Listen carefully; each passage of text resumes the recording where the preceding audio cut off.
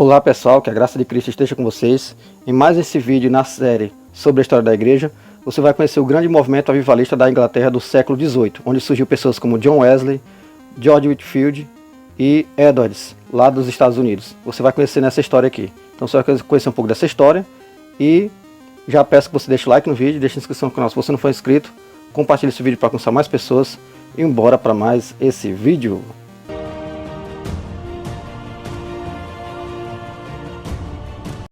Então vamos entender a Inglaterra antes do reavivamento. A Inglaterra antes do reavivamento do século XVIII. Esse estado de impiedade e depravação pode às vezes nos levar a pensar que a situação é irremediável e que não encontra paralelo na história de outras nações. Nenhuma coisa nem a outra é verdade. A Inglaterra da primeira metade do século XVIII caracterizava-se pela impiedade, corrupção e imoralidade. As trevas espirituais assolavam todas as camadas sociais daquele país.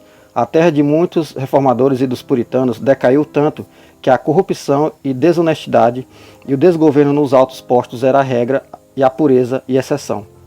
A igreja da Inglaterra, na sua grande maioria, jazia inerte, sem nenhum vigor. Os sermões, meros ensaios morais, nada podiam fazer no sentido de despertar, converter e salvar os pecadores.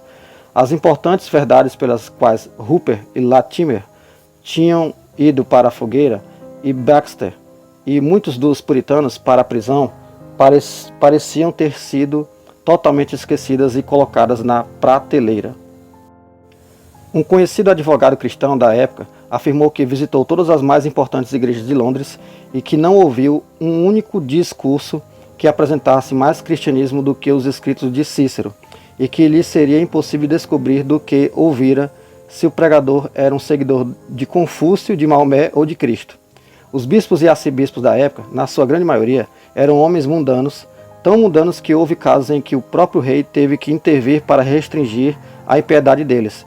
Para se ter uma ideia da situação, conta-se que, quando a pregação de Whitefield começou a incomodar o clero, foi sugerido com a seriedade pelo próprio clero que a melhor maneira de dar um fim à sua influência era torná-lo um bispo.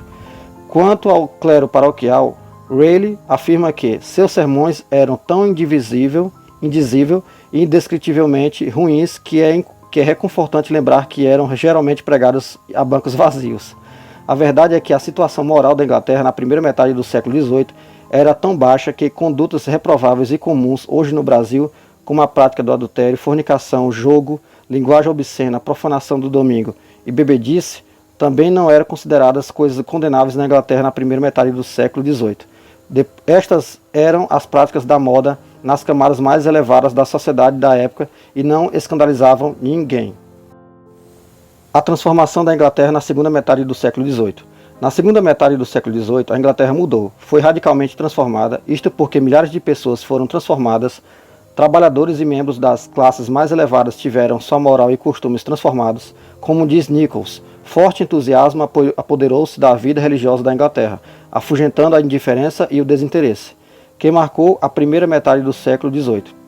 Que uma mudança para melhor aconteceu na Inglaterra nos últimos 100 anos, afirma Rayleigh, no final do século XIX. É um fato que, eu suponho, nenhuma pessoa bem formada jamais tentaria negar.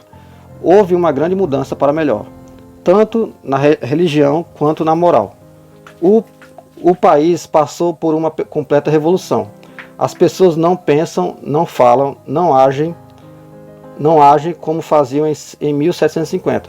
Este é um fato, que os filhos deste mundo não podem negar por mais que tentem explicá-lo.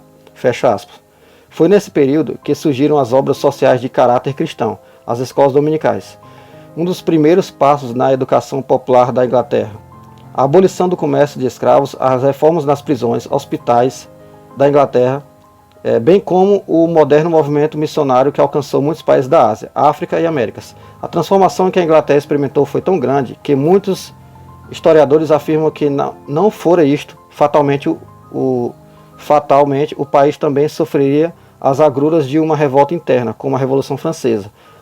A estas transformações também se atribui a ascensão da Inglaterra à posição de líder entre as nações do século passado. Então você está vendo que a questão do avivamento vai além da questão só espiritual. Isso impacta também na esfera social e política e econômica do país, como impactou a Inglaterra. Os instrumentos de transformação da Inglaterra. O que operou essa transformação? A que se deve tamanha mudança? Rayleigh observa acertadamente que o governo do país não pode reivindicar o crédito pelas mudanças. Moralidade não pode vir à existência através de decretos, lei e estatutos. Até hoje as pessoas jamais vieram a ser religiosas por meio de atos parlamentares. A Igreja da Inglaterra, como instituição, também não pode reivindicar este crédito. Os bispos, arcebispos e clero que descrevemos há pouco jamais poderiam ser os instrumentos de tal obra. Qual então foi a fonte e quais os instrumentos de tamanha transformação? Deus foi a fonte e uma dúzia de homens simples, a maioria ministros da Igreja da Inglaterra, foram os instrumentos. Aprove a Deus escolher alguns de seus servos fiéis. Não eram poderosos nem pessoas de nobre nascimento. Entretanto, foram estes homens fiéis, humildes e fiéis, como eu falei, que Deus escolheu para envergonhar os fortes, a fim de que ninguém se vanglorie na presença dele. Então foi feito por pessoas simples e fiéis, né? E aqui entra os principais nomes, né? George Whitefield, John Wesley, William Grimshaw, William Romane, Daniel Rhodes, John Bridge, Henry Vine, Samuel Walker, James Harvey, Augustus Toplady e John Fletcher, soberanamente escolhidos, habilitados, ungidos e revestidos de especial graça, sacudiram a Inglaterra de um extremo ao outro com a antiga arma apostólica da pregação. A espada que o apóstolo Paulo empunhou com poderoso efeito, quando tomou de assalto as fortalezas do paganismo, com poderoso 18 séculos atrás, escreveu Rayleigh. Foi a mesma espada pela qual eles obtiveram suas vitórias, tendo contemplado a glória de Deus mais vividamente, como Paulo na estrada de Damasco, e Estevão ao ser apedrejado, tendo sido o amor de Deus derramado em seus corações pelo Espírito Santo, tendo recebido em seus espíritos o testemunho direto do Espírito Santo a respeito do seu bendito relacionamento com Cristo, e estando cheios de uma alegria indizível e cheia de glória, tais homens anunciaram o Evangelho de Cristo de modo simples, direto, ousado e cheio de fervor. Abre aspas, proclamavam as palavras de fé com fé e a história da vida com vida. Eles falavam com ardente zelo como homens que estavam totalmente persuadidos de que o que diziam era verdade. O que pregavam esses homens? Todo o conselho de Deus, especialmente doutrinas como a suficiência e a supremacia das Escrituras, a total corrupção da natureza humana, a morte expiatória de Cristo na cruz, a justificação pela graça mediante a fé, a necessidade universal de conversão e de uma nova criação pelo Espírito Santo, a união inseparável da verdadeira fé com a santidade pessoal, o ódio eterno de Deus pelo pecado e o seu amor pelos pecadores. Eles não hesitavam em proclamar claro e diretamente às pessoas que elas estavam mortas e precisavam viver, que se encontravam culpadas, perdidas, desamparadas, desesperadas e em perigo iminente de destruição eterna. Fecha aspas. Por mais estranho e paradoxal que pareça a alguns, fecha aspas de novo, afirma Rayleigh, o primeiro passo deles no propósito de tornar o bom o homem, foi mostrar que este era completamente mau. E o argumento primordial deles, no sentido de persuadir as pessoas a fazerem alguma coisa por suas almas, era convencê-las de que não podiam fazer nada por elas. Fecha aspas de novo. Eles também nunca recuaram em declarar, nos termos mais claros, a certeza do julgamento de Deus e da ira por vir. Se os homens persistissem na impenitência e na incredulidade, e apesar disso nunca cessaram de magnificar as riquezas da bondade e da compaixão de Deus, e de conclamar todos os pecadores a arrependerem-se e voltarem-se para Deus, antes que fosse tarde demais, fecha aspas. Então você está vendo que o precursor, pessoal, de qualquer avivamento é o arrependimento de pecados, é pregar a conversão. Não tem nada a ver com só questão de sentir emoções, como as pessoas pensam. Tem a ver com conversão e salvação, e arrependimento e santidade. Foram estes os homens e esta a pregação que Deus usou como instrumentos para reavivar a Igreja da Inglaterra e assim transformar completamente o país.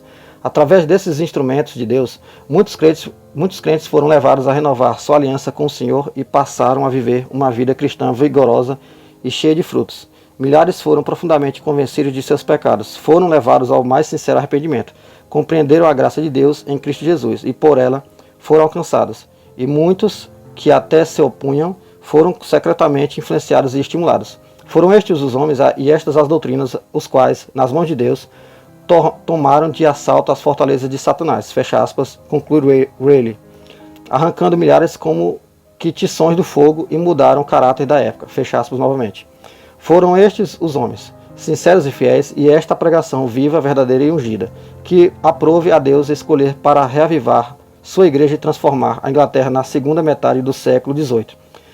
Abençoa-nos também, ó Deus, livra-nos da incredulidade, testifica diretamente em nosso espírito que somos teus filhos, pois cremos nisso. Derrama diretamente em nosso espírito que somos teus filhos, pois cremos nisso. Derrama o teu amor em nossos corações pelo teu espírito que em nós habita. Concede-nos a mesma alegria indizível e cheia de glória. Reaviva a tua obra em nosso país. Então é isso, pessoal. Esse aqui foi um pequeno resumo para mostrar para vocês o impacto espiritual, primeiramente, depois social na área política, econômica e cultural no país. E isso trouxe várias consequências boas para o país e até para a Inglaterra como potência e império mundial, né? Na época dele, no século XVIII, XIX e em diante. E espero que você tenha gostado do vídeo. O autor é o Paulo Anglada, e aqui está o site das informações do vídeo. Você pode conferir lá e pode pegar outras informações sobre essa época também em outros artigos e outros livros e biografias. Eu espero que você tenha gostado. Deixa o like no vídeo, deixa a inscrição no canal se você não for inscrito. Compartilha esse vídeo para alcançar mais pessoas. Deixa o teu comentário também para saber o que você está achando do vídeo dessa série. E não se esqueça, somos um em Cristo e fica com Deus.